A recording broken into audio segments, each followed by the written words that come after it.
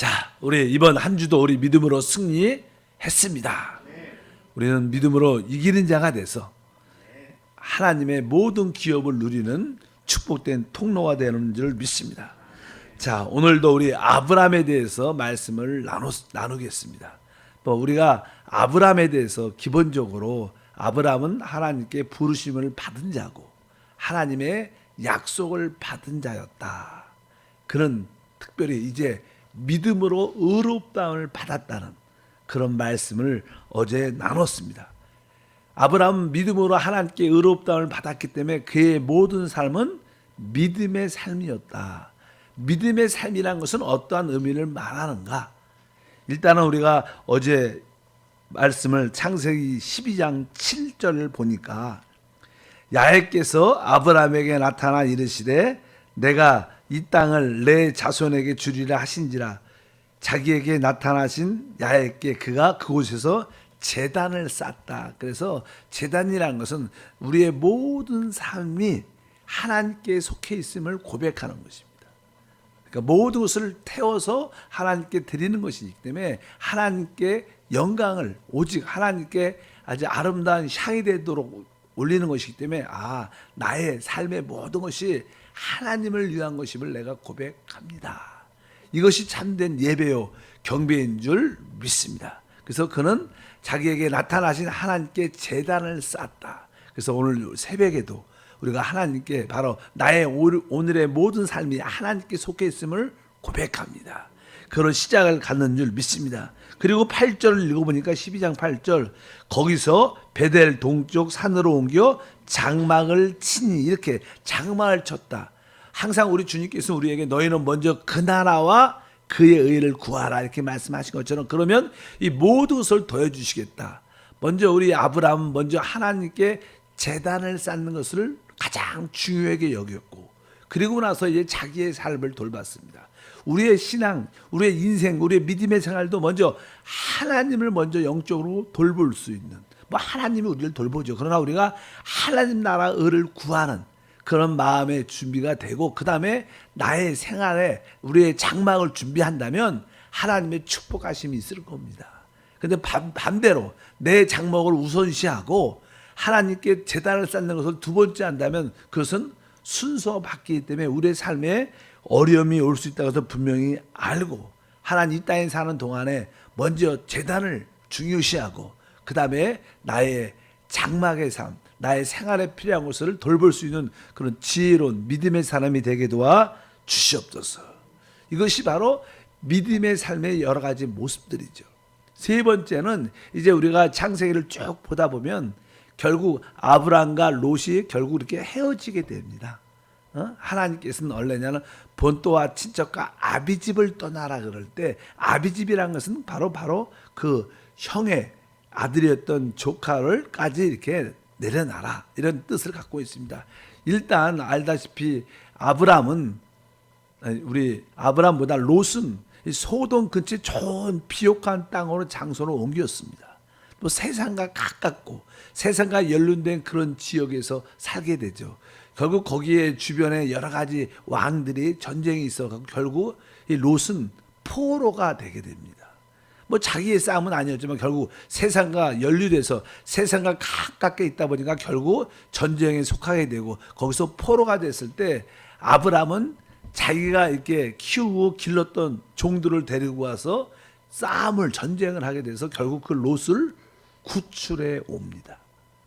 우리의 믿음의 삶이라는 것은 이제 우리 자신만 믿음을 지키는 것이 아니라 우리에게 연약하고 우리 주변에 우리와 함께 같은 믿음의 형제 자매들 중에서 실족하고 세상에 붙잡혀 있는 많은 사람들이 있어요. 그 사람들을 우리가 영적으로 어떻게 해요?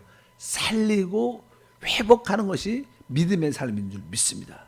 롯이 포로가 됐을 때 봐봐 나를 떠나더니 하나님을 떠나더니 결국 그렇게 됐어. 이렇게 우리가 그들을 판단하고 비판하는 것이 아니라 그들의 영적으로 회복을 위해서 우리가 기도하고 중보하고 다시 한번 찾아가 영적으로 그들을 살려서 말씀을 양육하여 이끄는 것이 진정한 믿음의 삶이다. 그래서 이 믿음의 삶은 간단하게 그러한 표현을 할 수 있어요.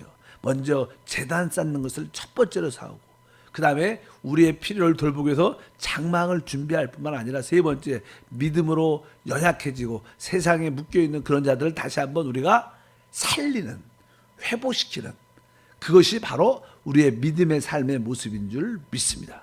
그래서 우리 새벽에 나오는 입장에서는 어찌하든지 새벽에 나와서 같이 기도할 수 있는 그런 사람을 한 분도 살려내는 거예요. 우리가 수요 예배 나온다 그러면 어찌하든지 수요 예배 나오지 않는 분들은 어찌하든지 한 분 더 살리고, 오늘같이 금요 찬양 예배 드릴 때는 아직까지 우리의 믿음의 형제 자매들이지만 같은 동역자지만 예배 나오지 못하고 세상에 여러 가지 눌려있는 그 사람들을 찾아내서 같이 금요 찬양 예배에 참석하고 그 나라 그 일을 구하게 같이 달려갈 때 이것이 우리의 믿음의 삶의 본인 것을 믿습니다. 그렇게 우리는 바로 그 다른 사람을 살리고 회복하는 것이 바로 믿음의 생활이라고 말씀을 드릴 수 있습니다. 그럴 때 하나님께서 여기 보면 롯을 이렇게 구해낼 때 이제 거기에 하나님의 제사장이었던 멜기세덱이 나타나요. 그래서 나는 성경에 보면 창세기 14장 18절 20절을 보니까 살렘 왕 멜기세덱이 떡과 포도주를 가지고 나왔으니 그는 지극히 높으신 하나님의 제사장이었더라. 아브라함이 그 얻은 것에서 10분의 1을 멜기세덱에 주었더라. 여기 보니까 하나님의 제사장이었던 멜기세덱이 와서 떡과 포도주를 가지고 나왔다. 공급해 줬다는 거예요. 사실 우리 주님은 우리에게 이 떡과 포도주를 공급하면서 바로 우리를 구속하시고 생명의 놀라운 역사를 우리에게 주신다는 것입니다. 그럴 때 아브라함이 자기가 얻은 것의 10분의 1을 하나님께 드리는, 바로 이러한 모든 것들이 하나님 것인 것을 다시 한번 고백하는. 그래서 보통 우리가 11조를 이야기할 때는 뭐 율법, 계명에 뭐 모세가 우리 출애굽기나 레위기에 그런 말씀이 나오지만 사실 이 아브라함은 그런 율법이 주어지기 전에 하나님께 바로 11조 10분의 1을 드리는 그런 모습이 있었기 때문에 우리가 신앙생활에서 11조를 드리는 것이 진짜 이 모든 물질의 근원이 하나님께 있고 나는 그런 믿음으로 삽니다는 하나의 표현이구나. 또 하나님이 이런 것을 통해서 우리에게 또 놀라운 떡과 포도주의 지속적인 공급을 해 주시는구나. 지키심이 있구나. 이런 것을 우리가 분명히 깨달아야 될 줄 믿습니다. 그리고 나서 이제 아브라함은 순간순간 이렇게 하나님과 교통하면서 깊은 교제 가운데 살죠. 그래서 늘 하나님을 앙망하고 하나님을 기대하고 바라고 하나님의 나타나심을 사모하는 그런 모습을 살게 됩니다. 그래서 이제 창세기 18장에 보면 하나님이 아브라함에게 찾아오는 그런 놀라운 말씀이 기록되어 있어요. 성경이 이렇게 기록되어 있습니다. 우리 1절과 18장 2절에 보니까 야훼께서 마브레의 상수리 나무들이 있는 곳에서 아브라함에게 나타나시니라. 날이 뜨거울 때 그가 장막문에 앉아 있다가 눈을 들어 본즉 사람 셋이 맞은편에 서 있는지라. 그가 그들을 보자 곧 장막문에서 달려나가 영접하여 몸을 땅에 굽혀. 여기 보니까 하나님이 다시 한번 아브라함에게 나타나는 그런 사건이 기록되어 있습니다. 우리 하나님은 사실 영이시지만 종종 우리에게 나타나실 때 하나님은 사람을 하나님의 자기의 형상과 모양대로 만들었기 때문에 바로 사람의 모습으로 이렇게 다가오는. 여기 보니까 이 세 사람을 보는데 사실 그 중에 한 분은 우리 주님이시고 하나님이시고 뭐 두 사람은 사람이 아니라 두 종류 천사죠. 천사. 같이 오는 것을 아브라함이 늘 이렇게 하나님을 앙망하는 마음이 있으니까 그 하나님을 범상치 않는 주님이시다. 이렇게 마음에 감동이 있어서 빨리 나가서 그분을 초청하고 그분 앞에 엎드려서 그분의 발을 이렇게 물로 씻겨주고 먹을 것을 또 준비해서 대접하는. 그것은 다른 것이 아니라 하나님과의 영적인 깊은 교제와 누림을 갖는 겁니다. 우리 신앙생활은 늘 뭐예요? 하나님과 교제하고 교통하고 그분 안에서 만족하고 그분을 체험하고 누리는 것이 우리 신앙생활의 핵심인 줄 믿습니다. 아브라함은 그러한 참된 하나님과의 교제, 교통을 진짜 중요하게 여겼다는 것입니다. 우리가 새벽에 나올 때도 이렇게 하나님 말씀을 듣고 기도할 때도 우리가 우리 어떤 필요를 위해서만 구하는 게 아니라 나는 진짜 하나님을 사랑합니다. 하나님과 하나됨을 기뻐합니다. 늘 이렇게 하나님과의 관계, 교제, 교통을 하는 것이 중요합니다. 그래서 참된 기도는 바로 영이신 하나님을 우리 안에 마음껏 받아들여 그분으로 만족하고 기뻐하는 그런 생활이 참 중요하다. 그러면 자연스럽게 우리의 필요한 것이 하나님이 채워주는 그런 역사가 함께할 줄 믿습니다. 여기서 보면 18절에 보면 아브라함이 그분 세 분을 영접하고 발을 씻겨주고 물을 준비해서 발도 씻겨주고 음식도 간단하게 과자를 만들어서 또 고기도 만들어서 베풀어 주고 나누는. 그러니까 그냥 떠날 때쯤에 우리 하나님이 계시하죠. 뭐라고? 이제 소돔과 고모라가 멸망할 것이다. 그런 계시도 함께 하셔. 그러니까 우리가 하나님과 깊은 교통과 교제 가운데 있으면 하나님의 마음을 우리 앞에 열어주셔서 하나님이 이것을 원하시는구나. 하나님이 이런 일을 하고 계시려고 오셨구나. 이런 것을 우리가 알게 된다는 거예요. 하나님과 깊은 교제가 있기를 바랍니다. 그러면 하나님의 비밀스러운 일들을 우리에게 보여주셔서 바로 하나님의 뜻을 이루게 될 줄 믿습니다. 이런 하나님과 깊은 교제 가운데 있게 돼요. 아브라함이 가장 영적으로 높은 체험이 무엇일까? 그런 이게 하나님과 깊은 교제 가운데 교통 가운데 아브라함의 최고의 체험은 바로 이삭을 드리는 거죠. 하나님이 은혜로 주신 그 이삭을 어느 날 하나님이 다시 한번 아마 나이가 아주 청년쯤 됐을 때 거의 20살 정도 안팎에 됐을 때 하나님이 아브라함에 다시 한번 나타나셔서 이렇게 말씀합니다. 우리 창세기 22장이죠. 아브라함의 최고의 영적 체험이죠. 가장 높은 단계인데 2절에 보니까 야훼께서 이르시되 내 아들 내 사랑하는 독자 이삭을 데리고 모리아 땅으로 가서 내가 내게 일러준 한 산 거기서 그를 번제로 드리라. 이렇게 말씀합니다. 이거 쉽지 않은 말이죠. 사실 하나님께서 은혜로 주신 최고의 축복을 다시 한번 나를 위해서 바치라. 그럴 때 아브라함은 아무 소리도 하지 않아요. 그냥 그 하나님께 번제를 드릴 수 있는 모든 나무와 종과 또 특별히 제물이 되는 그 아들한테 설명을 안 하죠. 부인한테도 말 안 하지 않고 그냥 내가 하나님을 만나러 갔다 오겠다. 번제를 드릴 게 있다. 그리고 아들을 데리고 그냥 3일 길을 걸어갑니다. 3일 길을. 아마 그게 막 그 자리에서 금방 하라면 사람이 감정적으로 막 결단할 수도 있겠지만 그 3일을 걸어가면서 이제 자기가 사랑하는 하나님 주신 그 독자 이삭을 하나님께 바쳐야 되는데 그 마음에 부모의 마음이 그게 쉽지 않은 거예요. 그래도 그는 3일 동안 믿음으로 하나님께 걸어가면서도 이게 진짜 하나님의 음성일까? 막 이런 생각도 많이 하지 않겠어요? 그래도 아브라함은 진짜 3일 동안 걸어가서 그 하나님 지시한 그 산에서 이제 나무를 놓고 불을 태워야 되니까 나무를 다 쌓아놓고 이제 마지막으로 그냥 아들에게 간단하게 설명을 했겠죠. 기록은 안 돼 있지만 그리고 나서 하나님께서 너를 원한다. 그래서 이삭 역시 순종을 하죠. 그래서 그 아들을 그냥 번제단 위에다 놓고 이제 잡아서 이렇게 칼로 빼서 죽여야 되니까 그렇게 할 때 하늘에서 이제는 음성이 들리게 되죠. 그래서 이렇게 말씀합니다. 12절과 13절 22장에 보니까 사자가 이르시되 그 아이에게 내 손을 대지 말라. 그에게 아무 일도 하지 말라. 내가 내 아들을 내 독자까지 내게 아끼지 아니하였으니 내가 이제야 내가 하나님을 경외하는 줄 아노라. 여기 보니까 내가 이제야 원래 알고 계셨는데 진짜 다시 한번 마지막에 믿음의 모습을 보죠. 내가 이제야 내가 하나님을 어떻게 해요? 경외하는 줄 안다. 경외라는 것은요 하나님을 두려워하지만 그분을 진짜 사랑하는 거예요. 경외라는 단어는 놀라운 단어입니다. 그러니까 경외라는 단어는 하나님을 진짜 두려워하지만 진짜 그분을 어떻게 해요? 사랑하는 게 경외예요. 하나님은 우리가 진짜 하나님을 두려워하기를 원하시고 한편적으로 또 하나님을 사랑하기를 원하세요. 그럼 바로 우리의 믿음이 인정받게 될 줄 믿습니다. 오늘도 우리 모두가 하나님께서 우리한테 내가 이제야 나를 경외하는 줄 아노라.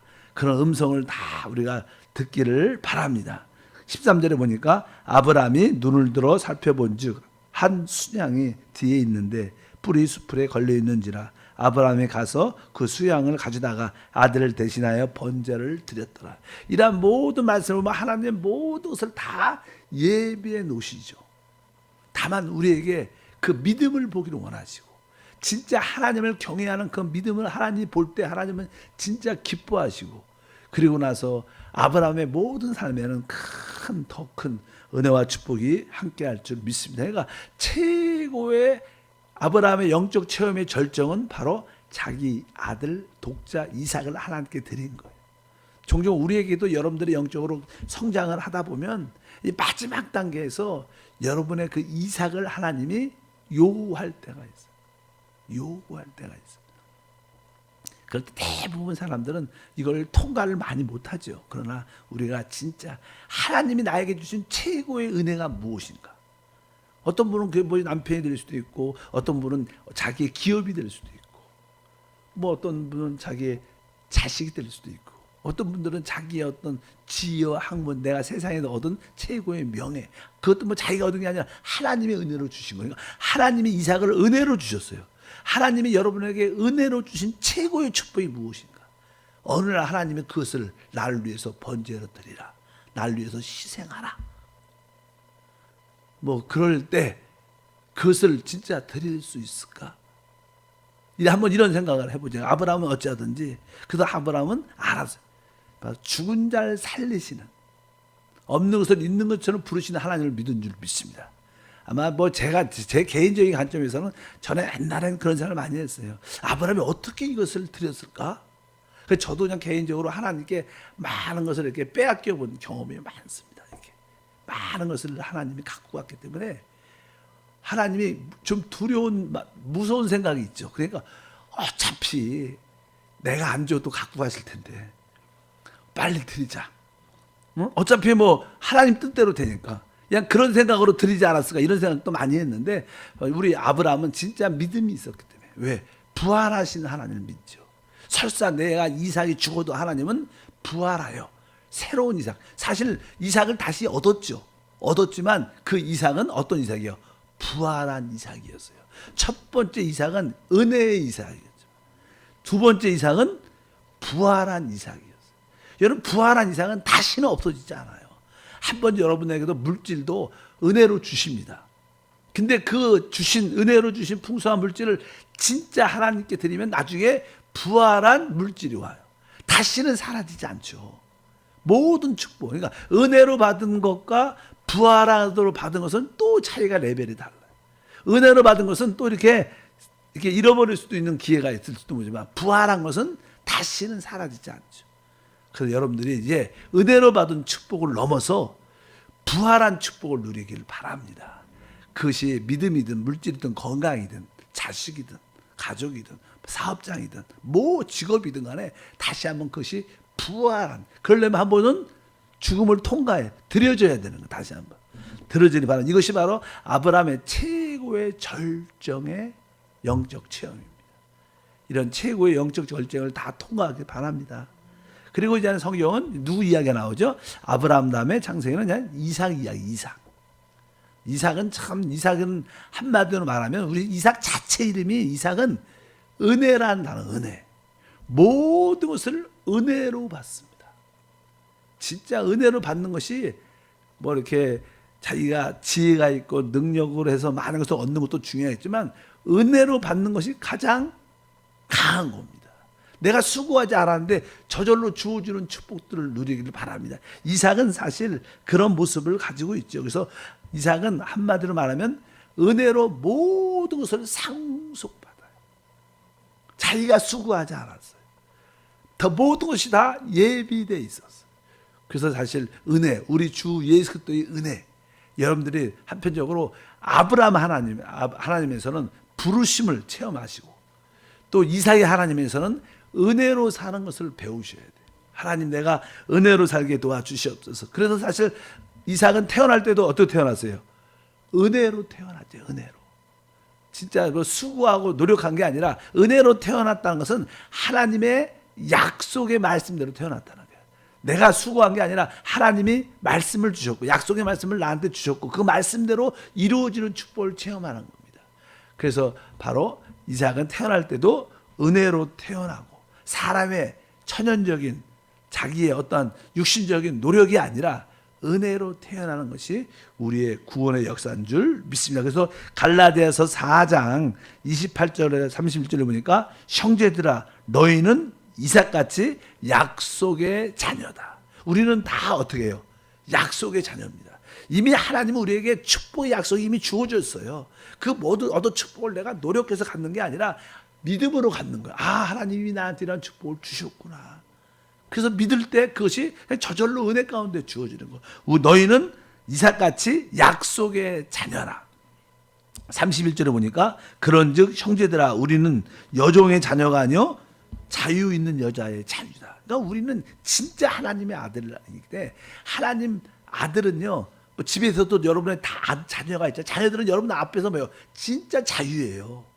마음껏 아버지 집안에 있는 모든 것이 사실 자기의 누림이 되죠.